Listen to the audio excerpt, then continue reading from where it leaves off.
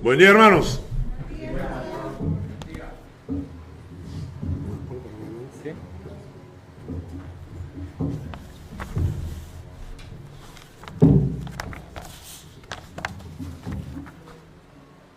¿Escuchan ahí? Muy bien. Hay una canción que hemos cantado una sola vez, la vamos a repetir ahora, que tiene que ver con adoración. Vamos a poner la canción, van a recordarla.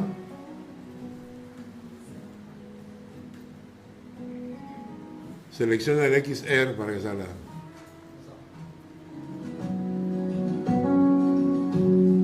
Te exaltamos, te exaltamos,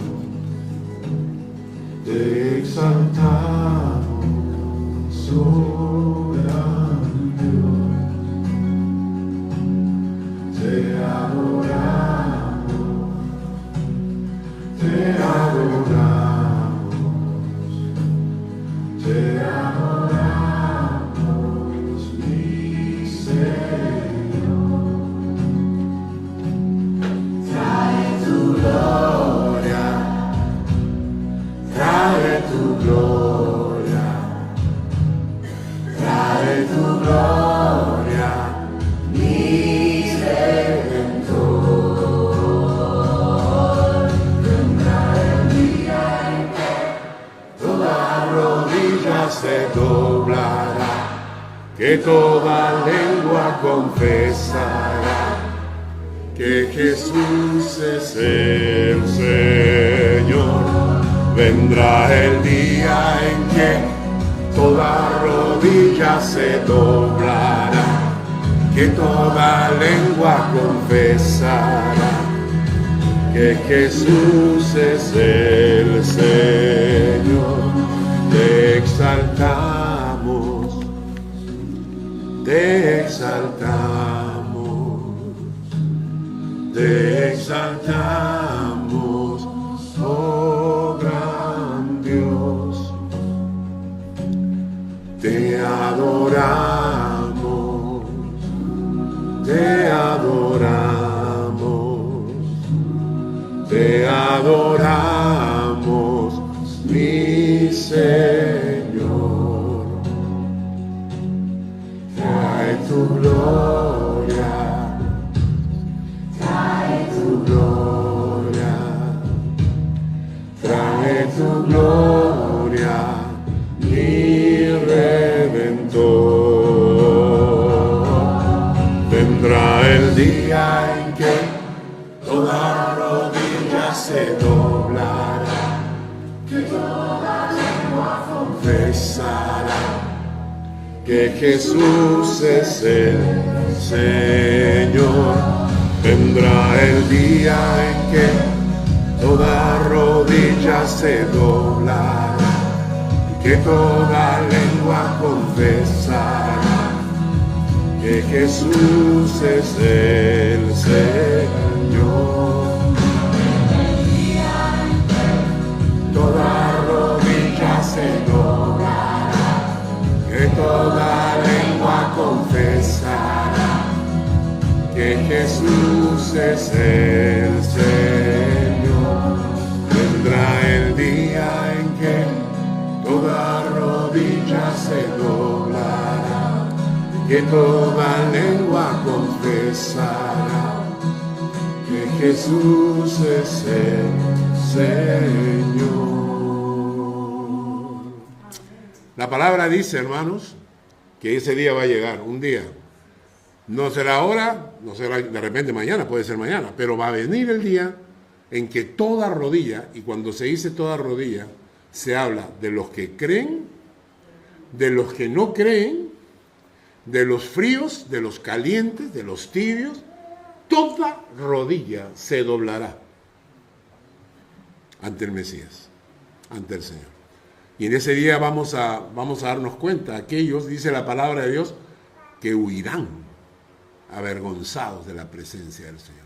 Y ojalá ninguno de nosotros esté en ese grupo. Así que nos vamos ahora para el capítulo 2 de Malaquías. Abran sus Biblias. Los que tienen Biblia física van a poder marcar, van a poder registrar ahí para el futuro. El capítulo 2 de Malaquías. La pregunta, ¿en qué te hemos cansado? Lean ustedes en el capítulo 2 de Malaquías, en el versículo 17. Dice, habéis hecho cansar a Jehová con vuestras palabras. Y decís, ¿en qué le hemos cansado? Y vamos a hacer un pequeño repaso para los que no han estado presentes las semanas anteriores. Hemos hecho un estudio sobre los profetas en el Antiguo Testamento, cómo es un poco la historia, ¿no? De Génesis pasamos a Éxodo, de ahí vienen los jueces, de ahí vienen los reyes. Debajo de los reyes hay ciertos profetas, tienen ahí ustedes la lista. Luego viene el exilio, 70 años de cautiverio en Babilonia, y ahí tienen ustedes los profetas en la época del cautiverio.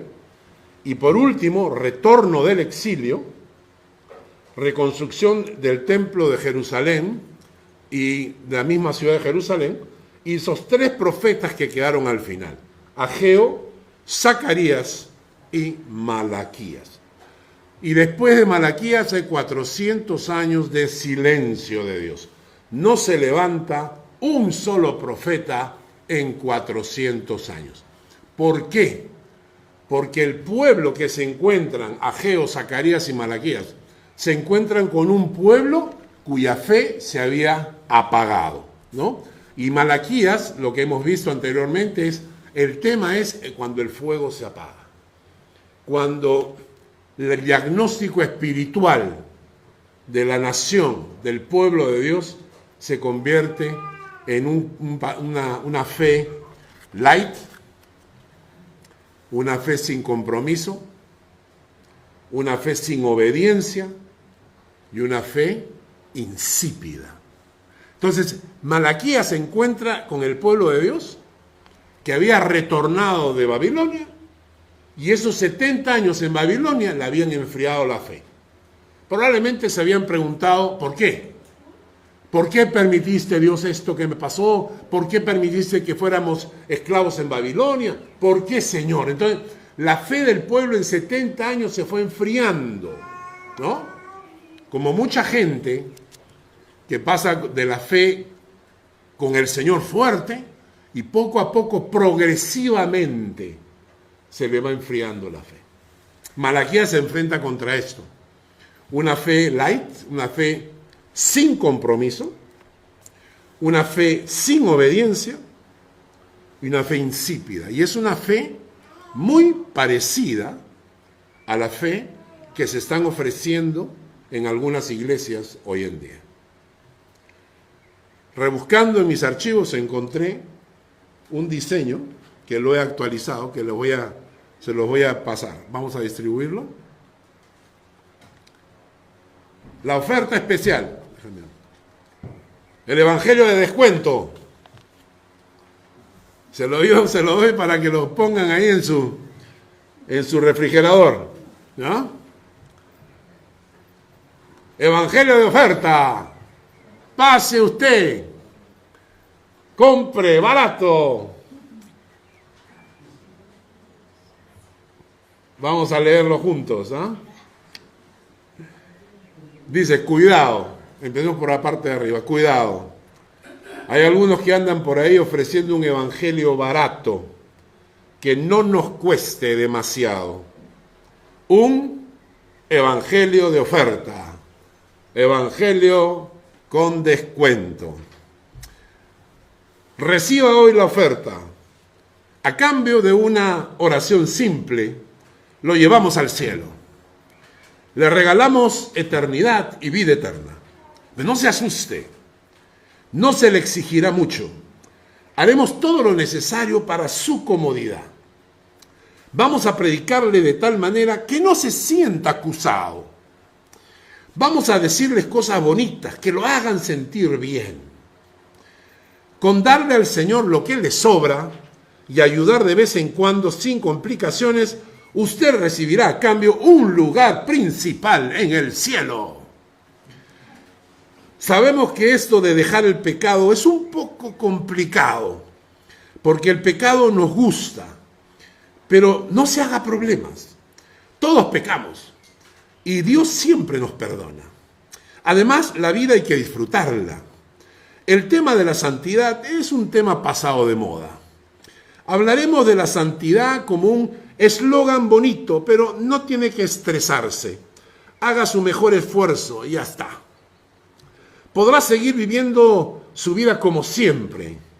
Solo que de vez en cuando, si escucha alguna canción que le emocione, entonces le pide perdón al Señor, pero solo si los pecados son graves, porque los pequeños Dios los pasa por alto, ¿no? Asista a la iglesia cuando pueda o cuando le quede algo de tiempo. Lea la Biblia eventualmente. Para la oración solo necesita unas pocas frases en la mañana al despertar. No se necesita tanto porque Dios conoce nuestras necesidades, ¿no? Sí, lo sabemos. Hay un tema que le preocupa: los diezmos y las ofrendas. Pues bien, no se angustie. Le enseñaremos que eso es del Antiguo Testamento, que no tiene necesidad de hacerlo. Así que basta con darle al Señor lo que le sobra, y si no le sobra, no se preocupe. El Evangelio es gratis, ¿no? Pero eso sí, a cambio, usted recibirá el derecho de reclamar sanidad de toda enfermedad, provisión material ante toda circunstancia y protección a cargo de todas las huestes celestiales que Dios ponga a su disposición. Porque en este Evangelio el importante es usted. Y sin usted el cielo seguramente dejaría de existir. No es religión, es comodidad. Atentamente, pastor, reverendo y profeta, doctor en teología contemporánea, señor Lucifer Satanás. ¿Está bien o no? Esto lo hice hace como 5 o 6 años atrás. Lo tenía guardado, lo encontré para la prédica de hoy y lo actualicé. El diseño es mucho más bonito del que tenía originalmente. Pero quiero que leamos el texto que dice al costado. Dice Mateo 7, versículos 13 al 14. Entrad por la puerta estrecha, porque ancha es la puerta y espacioso el camino que lleva a la perdición, y muchos son los que entran por ella, porque estrecha es la puerta y angosto el camino que lleva a la vida, y pocos son los que la hallan. ¿Por qué creen ustedes que la palabra menciona que muchos llegará el día en que le dirán, Señor, Señor? ¿Y qué le dirá el Señor? Nunca os conocí. Nunca os conocí. Hermanos, eso es lo que se está predicando en muchas iglesias y eso es lo que se tuvo que enfrentar Malaquías. Y Malaquías entonces hizo 7 preguntas, ustedes ya las conocen, las 7 preguntas que hizo Malaquías. Ante cada pregunta el pueblo responde, es un respondón el pueblo, ¿no? ¿En qué nos amaste? ¿No? Dios les dice, yo los he amado. El pueblo contesta, ¿en qué nos amaste? Luego dice, han menospreciado mi nombre. El pueblo contesta, ¿en qué hemos menospreciado tu nombre? Han deshonrado mi nombre. El pueblo contesta, ¿en qué te hemos deshonrado?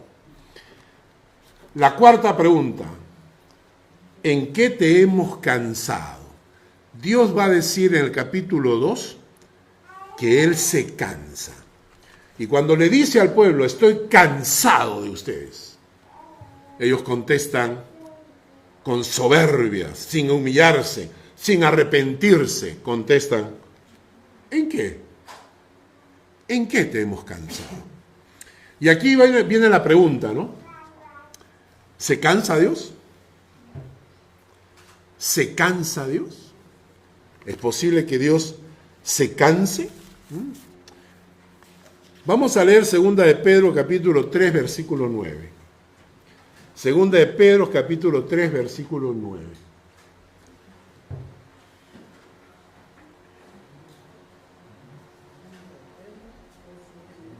Segunda de Pedro 3:9 dice: el Señor no retarda su promesa, según algunos la tienen por tardanza, sino que es paciente para con nosotros, no queriendo que ninguno perezca, sino que todos procedan al arrepentimiento. La Biblia enseña que la Biblia de Dios, la paciencia de Dios es grande, indudablemente. Es grande, es inmensa, es misericordiosa, pero no es eterna en el sentido de que podemos hacer lo que querramos. La paciencia de Dios, su misericordia, siempre es una oportunidad para arrepentirnos. Dice que todos procedan al arrepentimiento. La paciencia de Dios, el objetivo de la paciencia de Dios, es esperarnos a que lleguemos al arrepentimiento. Es decir, estamos andando mal.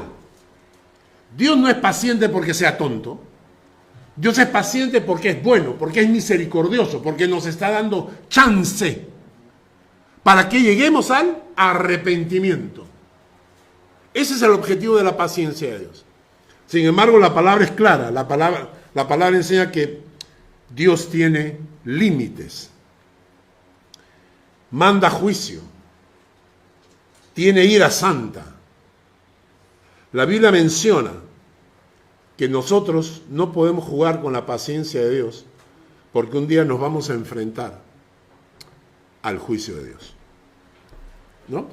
En Génesis capítulo 6, versículo 3, Dios dice esta frase: no contenderá mi espíritu con el hombre para siempre. La paciencia de Dios, hermanos, es una maravillosa bendición de su misericordia, pero tiene una línea. Cuando Dios bajó y le dijo a Noé: la maldad del hombre se ha multiplicado mucho, voy a arrasar con toda la humanidad. ¿Qué indica eso? ¿Que la paciencia de Dios es eterna? No. Que la paciencia de Dios tiene un límite. Cuando esos dos hombres que hablaron, 3 hombres hablaron con Abraham y luego solamente 2 entraron donde Lot y le dijeron a Lot: vámonos, sal de acá. ¿Por qué? Porque el juicio de Dios va a llegar sobre Sodoma y Gomorra. ¿Qué estaba pasando ahí? ¿La paciencia de Dios es eterna? No. La paciencia de Dios tiene un límite. Hay cosas que cansan a Dios. Y lo he repetido varias veces, ustedes deben haberlo escuchado varias veces de mi boca, ¿no? Si Dios no castiga a Norteamérica, si Dios no castiga a muchos de nuestros países en Europa, va a tener que pedirle disculpas a Sodoma y Gomorra, dijo Billy Graham. Es decir, la maldad que hay hoy en día en el mundo es tal que la gente cree que Dios es débil. Y Dios es paciente porque quiere darles a los hombres una oportunidad. El capítulo 2 de Malaquías nos va a hablar de 3 cosas que cansan a Dios. Y los vamos a estudiar el día de hoy. La primera cosa que a Dios le cansa es la actitud de los sacerdotes, que son piedra de tropiezo para otros. Actitud de los sacerdotes que son piedra de tropiezo para otros. La segunda actitud que le cansa a Dios son los llorones desleales. ¿Quiénes son? Son esa gente que llora reclamando el favor de Dios, al mismo tiempo que son desleales con Dios, con sus esposas, con la gente que los rodea. Interesante. Son llorones. ¿Por qué? Señor, ayúdame. Señor, ¿por qué? Pero al otro lado son desleales. La segunda cosa. La tercera cosa que le cansa a Dios es la actitud de aquellos que hablan mal de Dios, diciendo que la maldad en el mundo le agrada a Dios. o que la maldad es porque Dios es injusto. Estos son los 3 puntos del capítulo 2 de Malaquías y vamos a empezar con el primero. Malaquías capítulo 2, versículo 1 al 9. Vamos a leerlo. Vamos a leerlo.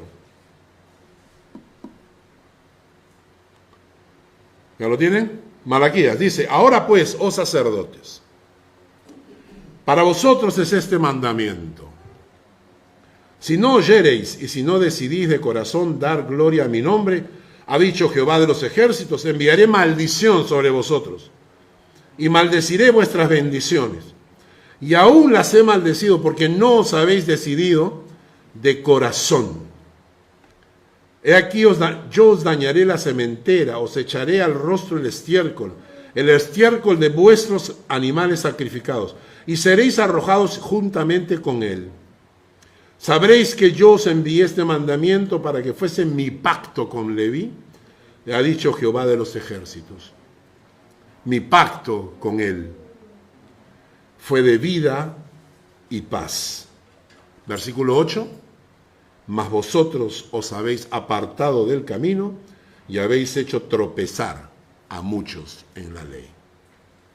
Entonces, la enseñanza de estos 9 versículos se hablan acerca de, es un mensaje que Dios está escribiendo a los sacerdotes. Ahora pues, oh sacerdotes, para vosotros es este mandamiento. Naturalmente, cuando hablamos de sacerdotes, lo primero que viene a nuestra mente, en nuestro caso, si fuéramos católicos sería el cura, pero si somos evangélicos es el pastor, ¿no es cierto? Entonces nosotros pensamos, Malaquías le está hablando al pastor. Lamentablemente, hoy en día vivimos unos años de saturación en las iglesias, saturación de falsos maestros, falsos profetas, falsos apóstoles, lobos disfrazados de pastores que se han infiltrado en el rebaño del Señor, que se están aprovechando de las ovejas, y esta gente pagará por su maldad. Hace tiempo escribí lo puse en el YouTube. Jesucristo viene por segunda vez. Él lo prometió, viene a recoger a su iglesia. Entonces, aquellos pastores, falsos profetas, falsos apóstoles, que desviaron a la gente del verdadero evangelio, que predicaron un mensaje lleno de brujerías, ungiendo chicles sanadores y cuanta tontería se les ocurre, predicaron basados en la codicia personal, se enriquecieron a costa de las ovejas del Señor y no fueron capaces de presentar un evangelio de santidad, compartirán eternidad con Hitler, Stalin y Mao Zedong. Esos pastores que están haciendo eso, con ese evangelio, y ahorita es la nueva modalidad. Antes el evangelio de la prosperidad era, el Señor te va a dar casas, te va a dar autos, te va a dar riqueza, te va a dar todo, ¿no? Ya eso pasó de moda. Ahora el nuevo evangelio de la prosperidad es ser influencer, tener gran alcance, tener un montón de likes, tener millones de seguidores. Ese es el nuevo modelo ahora que se está predicando. Esa gente, hermanos, que está predicando, en algunas iglesias están predicando así, esa gente va a pasar su eternidad en el infierno, aunque se llamen pastores, porque no puede ser pastor y estar predicando un evangelio diferente al de Jesucristo. Las palabras de Jesucristo fueron claras: la vida del hombre no consiste en la abundancia de los bienes que posee. ¿Ok? Hay otro cuadro, habla acerca de los profetas. Advertencia a todos los que se atreven a profetizar en nombre de Dios, y Dios no ha hablado. En Ezequiel capítulo 13, ahí están los versículos, dicen: hay profetas que anuncian a Israel mensajes que ellos mismos inventaron. Por eso, ve y diles de mi parte lo siguiente: pobres profetas, que tontos son ustedes. Yo no les he dado ningún mensaje, ustedes inventan sus mensajes. Son como los chacales cuando buscan alimento entre las ruinas. Todo lo que ustedes anuncian es mentira, es solo producto de su imaginación. Aseguran que hablan de mi parte, pero eso es mentira. Yo nunca les he pedido que hablen de esa forma de mí. Todavía esperan que se cumplan sus palabras. Yo soy el Dios de Israel. Les aseguro que me pondré en contra de ustedes pues solo dicen mentiras y falsedades. Yo los castigaré por dar mensajes falsos. Esto está en Ezequiel, la versión en lenguaje actual. Es una versión más, es una paráfrasis en lenguaje actual. Hermanos, esto es la verdad de lo que está pasando en muchas iglesias. Hay gente así. Ahora, ¿qué pasa con los creyentes? Tenemos 3 tipos de creyentes, ¿ya? En las iglesias tenemos 3 tipos de creyentes. El primero son los crédulos inocentes. ¿Quiénes son los crédulos inocentes? Que se dejan engañar fácilmente. Creen y confían en estos falsos maestros. ¿Por qué? Porque no cuestionan, no preguntan y no estudian la palabra. Y como la ignorancia es la mejor arma del diablo para engañar, dice la Biblia, si fuere posible, aún a los escogidos. Si fuere posible, aún a los escogidos. Ajustalo. No, está bien. Ahí está. ¿No? ¿Entendieron? Aún a los escogidos quiere engañar el diablo. ¿Y cómo lo va a hacer? Basado en la ignorancia de la Escritura. Basado en la ignorancia de la Escritura. El que no conoce la Escritura es pan con mantequilla para el diablo. El diablo te puede decir cualquier cosa y tú te la comes. ¿No es cierto? Porque no sabes. ¿No es cierto? No sabes. Entonces, el primer grupo de creyentes en las iglesias son estos inocentes, digámosle así. Inocentes crédulos, ¿no? El segundo grupo que hay en las iglesias son los rebeldes. Estos son los que se consideran pastores de sí mismos. Ellos mandan sobre el resto. No hay pastor que le pueda decir nada, porque ellos son sus pastores, ellos se pastorean a sí mismos, ¿no?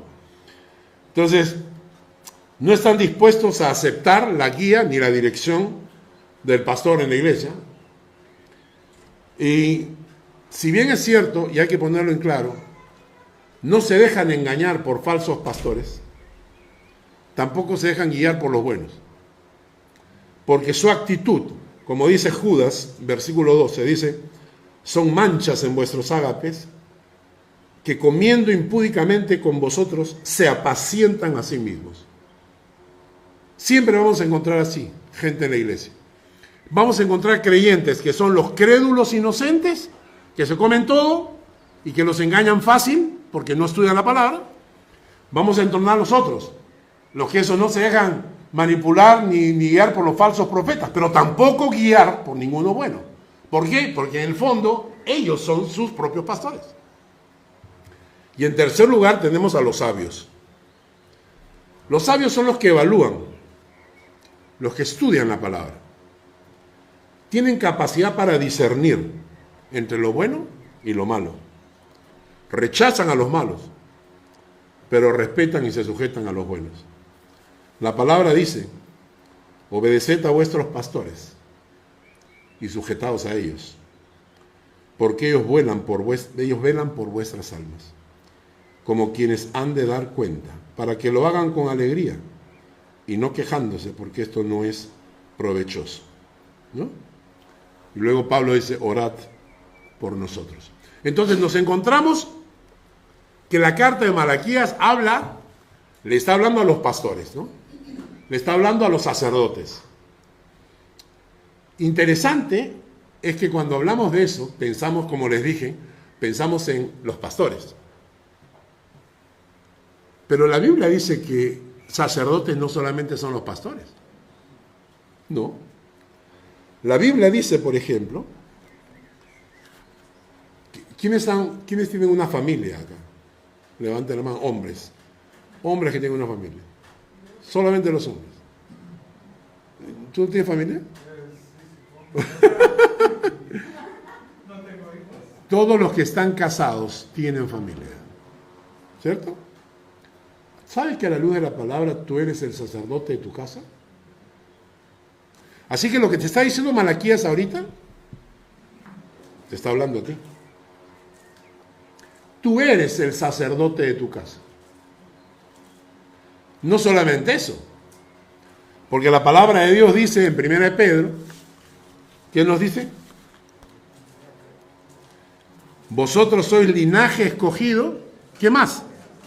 Real sacerdocio. O sea que ya no estamos hablando solamente de los hombres de la casa, estamos hablando de cada creyente. Así que lo que va a decir Malaquías ahora tiene que ver conmigo como sacerdote de mi casa y tiene que ver con cada uno de ustedes como creyente en Cristo. Miren lo que dice en el versículo 4. Dice: sabréis que yo os envié este mandamiento para que fuese mi pacto con Leví, ha dicho Jehová de los ejércitos. La Biblia dice que tenemos un nuevo pacto con el Señor, firmado con letra de sangre. Pero quiero que, leyendo la Biblia, miren el pacto que Dios había hecho. Dice, versículo 5, Malaquías 2. Malaquías 2. Hay varias características. Hay varias características. Versículo 5 dice: mi pacto con él fue de vida y paz. Mi pacto con él fue de vida y paz. El nuevo pacto de Dios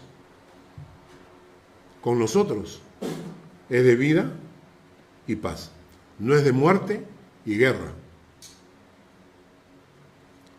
Hay gente que le encanta el conflicto. Hay gente que disfruta peleando, ¿no es cierto? ¿No les ha pasado a ustedes que a veces ustedes se levantan con el pie izquierdo y con ganas de pelear? Y tu familia te dice, ¿pero qué te pasa? Estás con ganas de pelear, ¿no? Desde temprano. No incluye el pacto con Dios, no incluye frustraciones o depresiones o ir renegando por la vida. Hay gente que para renegando todo el día. Todo el día reniegan de cosas. Jesús ha venido para que tengamos vida. El pacto de Dios con nosotros es un pacto de vida y paz. ¿Puede tu familia ver eso en ti? ¿Puede tu familia decir, sí, mi papá trae vida y paz a la casa? Mi mamá es una fuente de vida y paz. O la gente diría, no, mi papá es un pleitista todo el tiempo, está renegando, todo el día se amarga, todo el día grita, ¿no es cierto? Hay pura bronca en la casa, le tienen miedo. Hay hijos que tienen miedo a los padres. Vida y paz. La segunda cosa dicen, las cuales yo le di para que me temiera, y tuvo temor de mí. Y delante de mí, nombre estuvo humillado. Si tú eres sacerdote de Dios en tu familia, lo que tiene que caracterizar tu corazón es temor de Dios y una profunda humildad por lo que Dios está haciendo. Temor de Dios, humildad. Versículo 6, la ley de verdad estuvo en su boca. La ley de verdad estuvo en su boca. E iniquidad no fue hallada en sus labios. Iniquidad no fue hallada en sus labios. En paz y en justicia anduvo conmigo. Y a muchos hizo apartar de la iniquidad. Eso es lo que representa un sacerdote a la luz de la Biblia para Dios. Este es el tipo de persona que Dios quiere. ¿Entendieron? Y cuando yo leo esto, estoy pensando en mí. Yo como pastor debo tener estas características en mi vida. Debo ser una persona que traiga vida y paz. Debo ser una persona que tenga temor de Dios. Debo ser una persona que viva delante de Dios humillado. La verdad debe estar en mi boca todo el tiempo. Iniquidad no debe ser hallada en mis labios. Y la iniquidad incluye que no debe haber chisme, que no debe haber mentira, que no debe haber difamación, que tiene que haber palabra de bendición para los demás. En paz. Soy un portador de paz. Hago apartar a la gente de la iniquidad. O sea, esas son las características de un sacerdote. Versículo 7.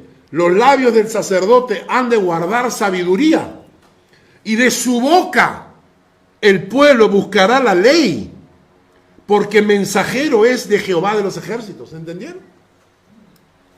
El pueblo, los labios del sacerdote, deben guardar sabiduría, y de su boca el pueblo buscará la ley, porque mensajero es de Jehová de los ejércitos. Eso tienes que ser tú en tu casa con tu familia. Tus hijos, cuando busquen sabiduría, cuando busquen un consejo, dice, ¿a quién van a buscarlo? Van a buscarlo en ti. Tú debes ser el sacerdote que de su boca, tu pueblo, tu iglesia, tu familia, buscará la ley. ¿Por qué?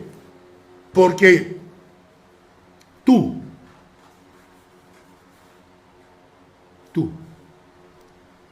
Gennady, Berno, cada caballero que está acá, ustedes son un mensajero de Jehová. ¿Qué tal? ¿Cuántos hombres en la iglesia cumplen esta función?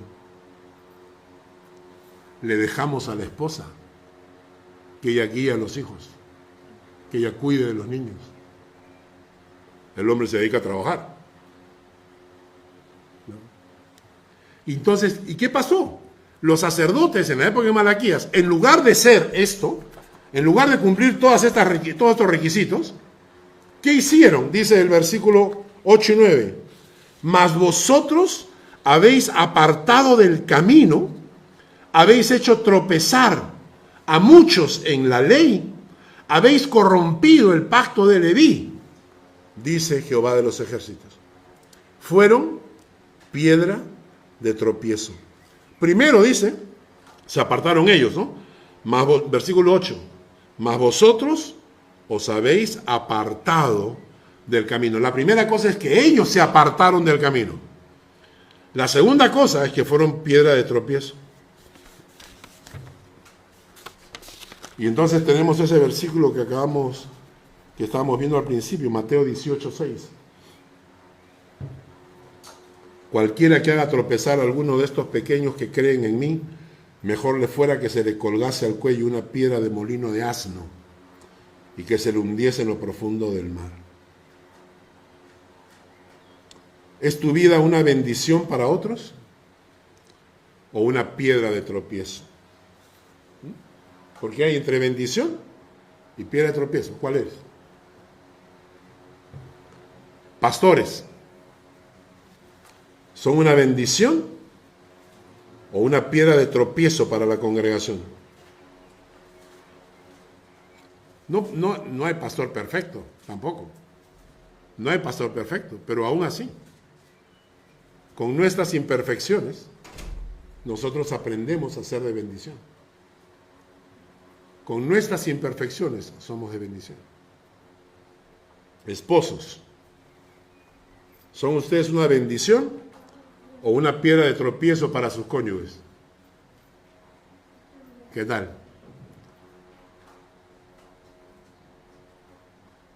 Miren a sus esposas y pregunten, ¿soy una bendición para tu vida o soy una piedra de tropiezo? Padres, ¿ustedes son una bendición o una piedra de tropiezo?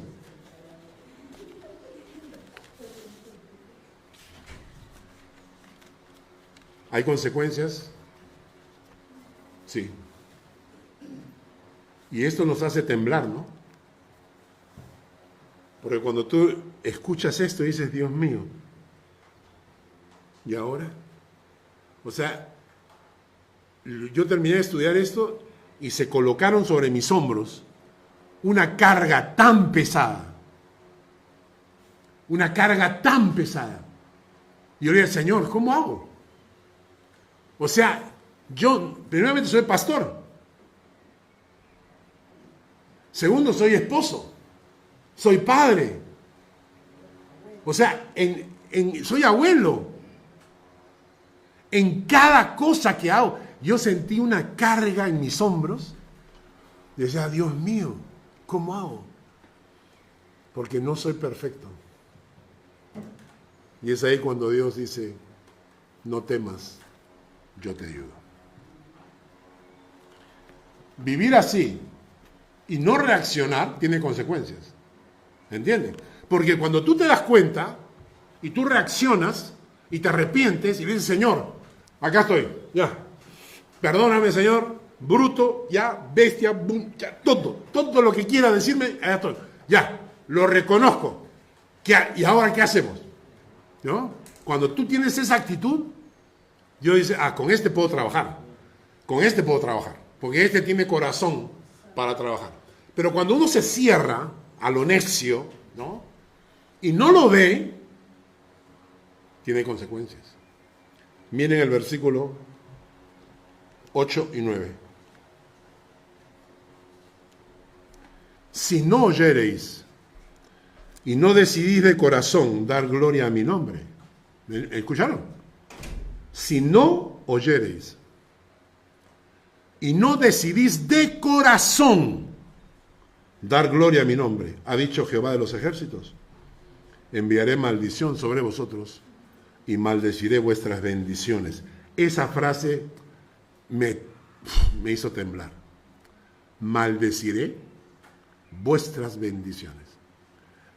Todas las bendiciones que Dios te ha dado las puede convertir en maldición si nos rebelamos a Dios. Y la palabra dice, si no decidís de corazón dar gloria a mi nombre. Entonces, ¿cuál es la solución cuando yo me doy cuenta de esto? Tomar una decisión. Me decido de corazón darle gloria a Dios en cada cosa que haga en mi vida. En cada cosa que haga en mi vida, decido darle la gloria a Dios. Darle la gloria a Dios primero en casa, en mi trabajo, en mi empresa. Darle gloria a Dios en cada cosa pequeña. Hoy en la mañana estábamos con mi esposa tomando desayuno. No voy a decir nombres, pero me dijo, wow, estas personas están dando tanto por la iglesia. Y yo le contesté, porque son personas que han descubierto que la iglesia es del Señor. ¿Cierto? Han descubierto que la iglesia... ¿Por qué tanto esfuerzo? La alabanza, vienen temprano, están acá, el pobre que nadie estaba sentado afuera esperando. O sea, ¿por qué el esfuerzo en la cafetería, en la cocina, las personas? La hermana ha preparado todo el almuerzo peruano hoy en día, vamos a darle un aplauso después, ¿no es cierto? O sea, ¿por qué hacemos tanto? ¿Por qué hacemos tanto? Porque hemos entendido que la iglesia es del Señor. ¿Hay consecuencias? Sí hay consecuencias. Si uno se revela. Pero ¿hay soluciones? Hay soluciones. ¿Cuáles? Cuando tú de corazón decides darle gloria a Dios en cada pequeña cosa que haces. Desde la hora en que llegamos, ¿no me entiendes? O sea, la hora en que llegamos para el culto, desde la forma en que cantamos, desde la forma en que ayudamos, servimos, limpiamos, en cada cosa que hacemos. Señor, yo quiero darte la gloria en cada cosa que yo hago. Entonces Dios ve tu corazón y comienza a decir, acá estoy contigo, yo te ayudo a salir adelante. La segunda cosa, tenemos que ir avanzando. Estas son interesantes, ¿eh? La actitud de los llorones que reclaman el favor de Dios, pero no se dan cuenta que son desleales. Hagan en su Biblia, Malaquías, los que tienen Biblias físicas les es más fácil. Miren, el versículo 10 dice, ¿no tenemos todos un mismo Padre? ¿No nos ha creado un mismo Dios? ¿Por qué pues no nos portamos deslealmente el uno con el otro? Versículo 14. Mas diréis, ¿por qué? Porque Jehová ha atestiguado entre ti y la mujer de tu juventud, contra la cual has sido desleal. Versículo 15. La segunda parte del versículo 15 dice, guardaos pues en vuestro espíritu y no seáis desleales. Versículo 16, la última parte. Guardaos pues en vuestro espíritu y no seáis desleales. Entonces, ¿qué es lo que le cansa a Dios? La deslealtad. Pero es una deslealtad muy específica esta. Quisiéramos hacerla muy amplia, ¿no? Lamentablemente el texto no nos permite. Quiero que lean, mire. Dice, vamos a leer el versículo 10. Otra vez. ¿No tenemos todos un mismo Padre? ¿No nos ha creado un mismo Dios? ¿Por qué pues nos portamos deslealmente el uno contra el otro, profanando el pacto de nuestros padres? ¿No? ¿Ok? Y ahora quiero que leamos el versículo 13. Y esta otra vez haréis cubrir el altar de Jehová de lágrimas, de llanto, de clamor. Así que no miraré más la ofrenda para aceptarla con gusto de vuestra mano. Es interesante. El versículo 13 te está hablando de los llorones. ¿Notan? Haréis cubrir el altar de Jehová con lágrimas, con llanto, con clamor. Pero dice Dios, no miraré más la ofrenda para aceptarla con gusto de vuestra mano. Es gente que está, ¿me entiendes?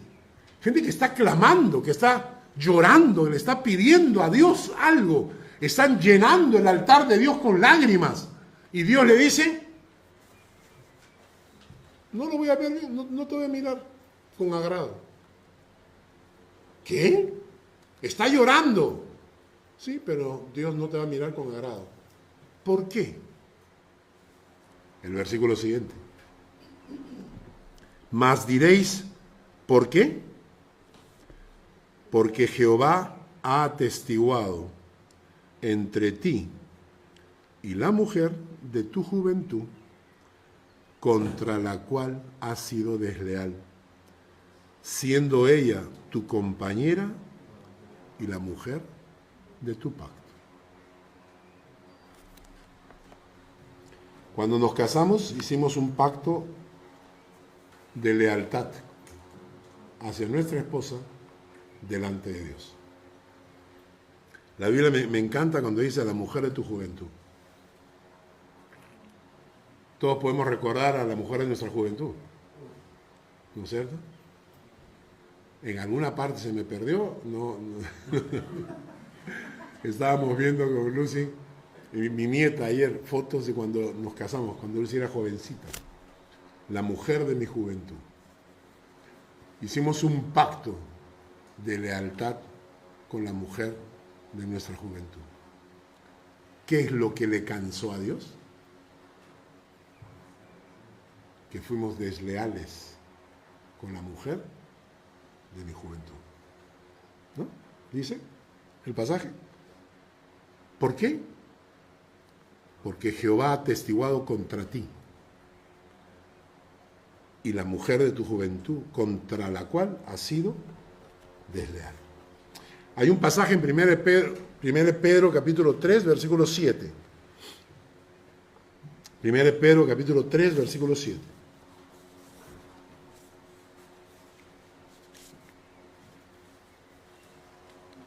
Quiero que escuchen eso. Vosotros, maridos, igualmente, vivid con ellas sabiamente, dando honor a la mujer como a vaso más frágil y como a coherederas de la gracia de la vida, para que vuestras oraciones no tengan estorbo. ¿Ah? ¿Cómo? ¿Qué tiene que ver una cosa con la otra? ¿Notan el vínculo? Como a coherederas de la gracia de la vida, dicen. Como a vaso más frágil, maridos, Vivid con ellas sabiamente, dando honor a la mujer como a vaso más frágil, como a coherederas de la gracia de la vida. ¿Para qué? Para que vuestras oraciones no tengan estorbo. Cuando oras como esposo, ¿sientes que Dios no te escucha? Cuando oras, ¿sientes que tus oraciones no pasan del techo? ¿Que Dios no reacciona? Quizás tu problema no son las oraciones. Quizás tu problema es tu relación con tu esposa. Y quizás por eso es que Dios no te escucha. No porque no estés orando, no porque no estés buscando a Dios, no. Quizás la razón por la que tus oraciones no son escuchadas es porque no estás andando sabiamente con tu esposa, ni la estás tratando como a vaso más frágil o como a coherederas de la gracia de la vida. Así que Dios, a través de Malaquías, nos explica que la segunda cosa que a Dios le cansa es la deslealtad de los hombres con sus esposas.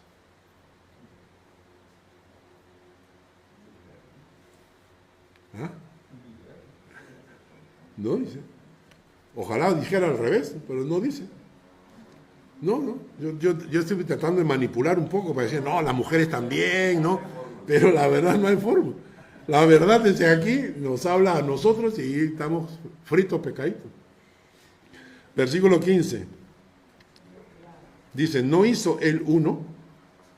¿A qué quiere decir con esto? No hizo él uno.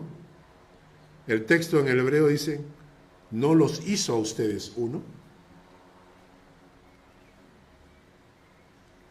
Dice, no hizo él uno habiendo en él abundancia de espíritu. ¿Y por qué uno? Pregunta. Porque buscaba una descendencia para Dios. Lo que Dios quería eran matrimonios que fueran unidos, que fueran fuertes y que tuvieran descendencia y que de esa descendencia siguiera los caminos del Señor. Eso es lo que quiso Dios cuando formó el matrimonio de un hombre con una mujer. Luego contesta, guardaos pues en vuestro espíritu y no seáis desleales con la mujer de vuestra juventud.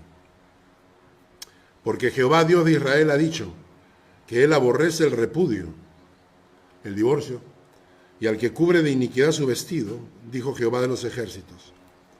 Guardaos pues en vuestro espíritu, no seáis desleales. Y un pueblo cristiano frío,